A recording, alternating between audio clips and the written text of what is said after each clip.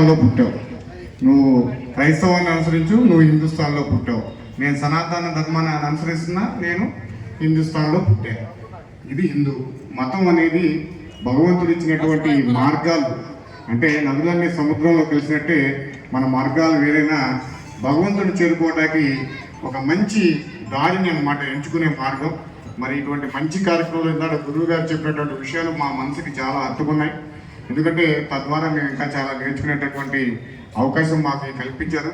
ప్రతి సంవత్సరం కూడా మా సోదరులు 1కి 4 సార్లు ఫోన్ చేసి మీరు రావాలి అని చెప్పి ఈరోజు ఇంత గొప్ప కార్యక్రమానికి పెద్దలు చాలామంది ఇచ్చేశారు. వాళ్ళందరూ కూడా మనం ఒకళ్ళొకరు వేరు అనుకుంటున్నాం, కానీ వేరుగా అయితే కాదు.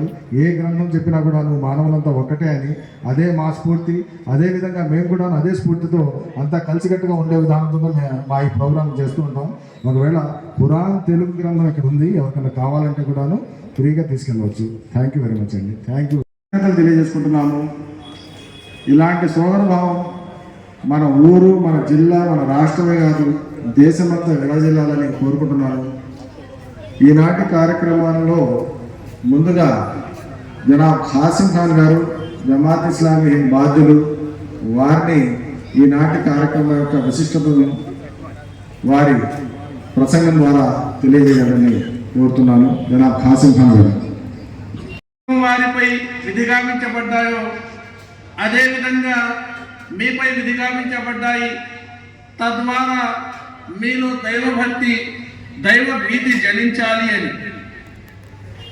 సోదర మహాశివులారా, ఈ రంజాను నెలలో పాటించేటటువంటి ఉపవాసాల యొక్క ముఖ్య ఉద్దేశం ఏమిటంటే దైవం చాలా స్పష్టంగా తెలియచేశాడు.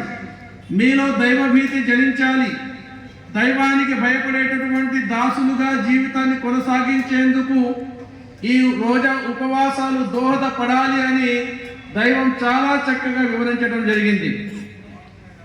ప్రవక్త మహనీయ ముహమ్మద్ సల్లల్లాహు అలైహి వసల్లం వారు ఈ రంజాన్ ఉపవాసాల గురించి ప్రస్తావిస్తూ, ఎవరైతే పరిపూర్ణ విశ్వాసముతో, ఆత్మ పరిశీలనతో, పరలోక ప్రతిఫలాపేక్షతో ఉపవాసాలు పాటిస్తారో వారి పూర్వ పాపాలు క్షమించబడతాయి అని మహనీయ ముహమ్మద్ సల్లల్లాహు అలైహి వసల్లం వారు సెలవిచ్చారు.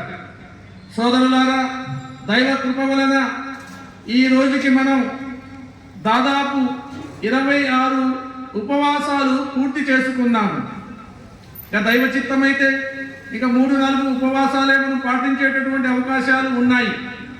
అయితే సోదరులారా, ప్రవక్త మహనీయ ముహమ్మద్ సల్లల్లాహు అలైహి వసల్లం వారు ఆదేశించినట్లు మీలో ఎవరైతే ఉపవాసాలు పాటిస్తున్నారో వారిలో ఎంతవరకు దైవభీతి జనించింది మనం ఒకసారి ఆత్మ పరిశీలన చేసుకోవాలి.